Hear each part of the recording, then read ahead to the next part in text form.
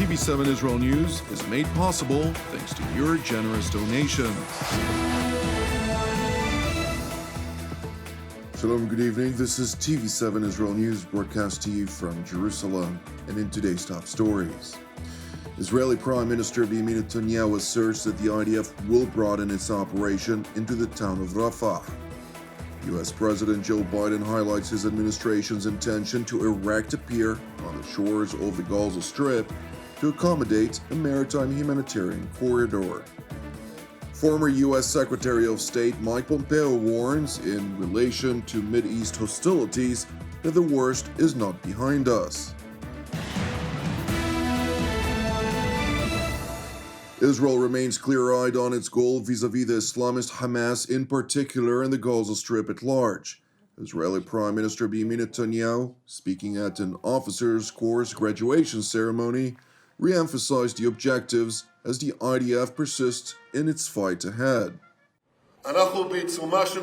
We are in the midst of a war that could not be more just. The government set the goals of the war, and you in the field are working to achieve them, eliminating Hamas's evil rule, returning home all of our hostages, and preventing any future threat to the State of Israel from Gaza. In spite of rising international pressure, including from some of Jerusalem's closest allies and partners, Premier Netanyahu further emphasized that Jerusalem will simply not waver. Today, I want to tell you clearly, the IDF will continue to operate against all of Hamas's battalions throughout the Strip, and this includes Rafah, Hamas's last stronghold.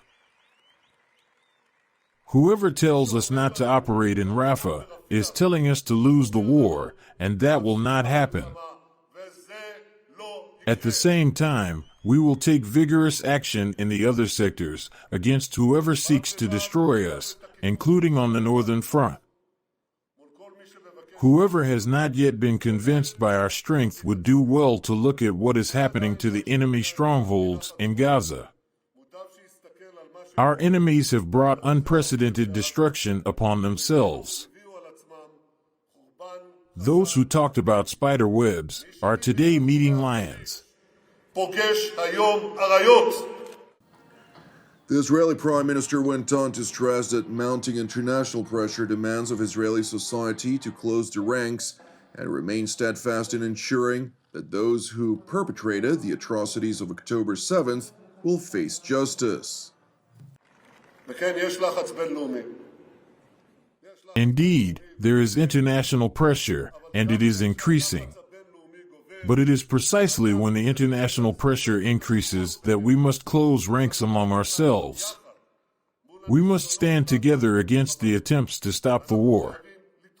We must reject together the desperate attempt to charge the IDF with the responsibility for Hamas's crimes. It is Hamas that murdered, massacred, and raped our brothers and sisters. It is Hamas that abducted our sons and daughters.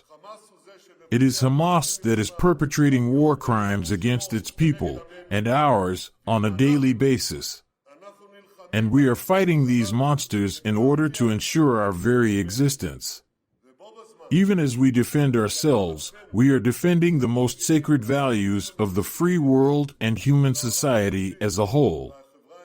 Therefore, I say to the leaders of the world, when we defeat the murderers of October 7th, we are preventing the next 9/11.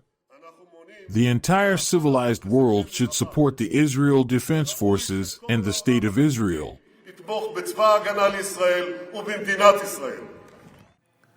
Netanyahu's remarks vis-à-vis international pressure were made merely a couple of hours before U.S. President Joe Biden may well have given his last State of the Union prior to the upcoming November presidential elections. And while chiefly focused on domestic issues, President Biden also addressed the raging war in the Gaza Strip. I know the last 5 months have been gut-wrenching for so many people, for the Israeli people, for the Palestinian people, and so many here in America. This crisis began on October 7th with a massacre by a terrorist group called Hamas, as you all know. 1,200 innocent people women and girls, men and boys slaughtered after enduring sexual violence. The deadliest day for the Jewish people since the Holocaust, and 250 hostages taken. Here in this chamber tonight are families whose loved ones are still being held by Hamas. I pledge to all the families that we will not rest until we bring every one of your loved ones home. President Biden further asserted Israel's fundamental right to self-defense. Israel has the right to go after Hamas. Hamas ended this conflict by releasing hostages, laying down arms, could end it by releasing the hostages, laying down arms, and surrendering those responsible for October 7th. But Israel has Israel has a added burden because Hamas hides and operates among the civilian population like cowards, under hospitals, daycare centers, and all the like. Israel also has a fundamental responsibility, though, to protect innocent civilians in Gaza. The American president went on to highlight his administration's efforts to force the war to a standstill via Qatari and Egyptian mediation for the purpose of persuading the Islamist Hamas terror organization to release the 134 hostages in its captivity, while in tandem, and irrespective of whether temporary ceasefires adopted, aiming to increase the flow of humanitarian aid into the terror-ridden enclave by somehow erecting a pier along the Gazan coastline that would essentially enable the transfer of seaborne cargo. I've been working nonstop to establish an immediate ceasefire that would last for 6 weeks to get all the prisoners released, all the hostages released, to get the hostages home and ease the intolerable and humanitarian crisis and build toward an enduring, something more enduring. The United States has been leading international efforts to get more humanitarian assistance to Gaza. Tonight, I'm directing the U.S. military to lead an emergency mission to establish a temporary pier in the Mediterranean on the coast of Gaza that can receive large shipments carrying food, water, medicine, and temporary shelters. No U.S. boots will be on the ground. A temporary pier will enable a massive increase in the amount of humanitarian assistance getting into Gaza every day. And Israel must do its part. Israel must allow more aid into Gaza to ensure humanitarian workers aren't caught in the crossfire. And they're announcing they're going to have a crossing in northern Gaza. To the leadership of Israel, I say this: humanitarian assistance cannot be a secondary consideration or a bargaining chip. Protecting and saving innocent lives has to be a priority. While President Biden continued by further highlighting his aspirations to integrate Israel further into the Middle East, which he insists can only happen via two-state resolution to the Israel-Palestinian conflict, he also addressed the Iranian threat to Mideast stability and sought to project prowess by citing the limited strikes which he authorized against the Iranian proxy Ansar Allah, which is dominated by the Houthi tribe in Yemen. Creating stability in the Middle East also means containing the threat posed by Iran.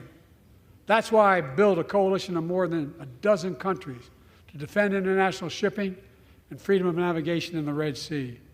I've ordered strikes to degrade the Houthi capability and defend U.S. forces in the region.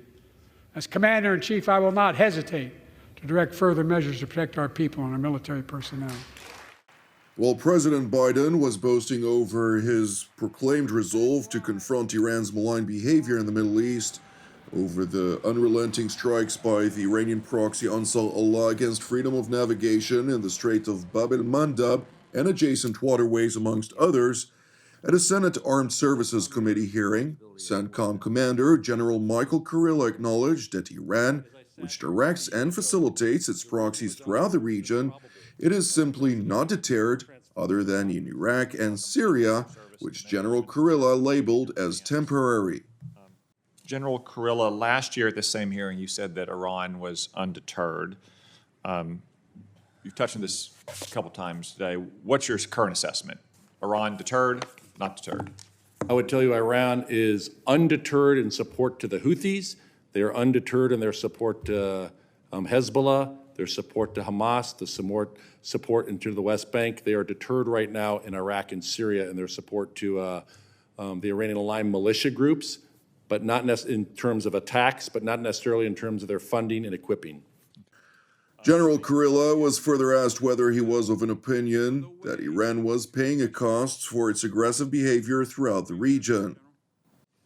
I think Iran is using all of its proxies in the region. But are they paying no cost? I think they are not paying a cost. The CENTCOM commander, whose area of responsibility spans from the Greater Middle East to North Africa, further highlighted Iran's exploitation of the brutal Hamas onslaught on Israel on October 7th, which included a horrific massacre of 1,200 Israelis, including 33 American citizens.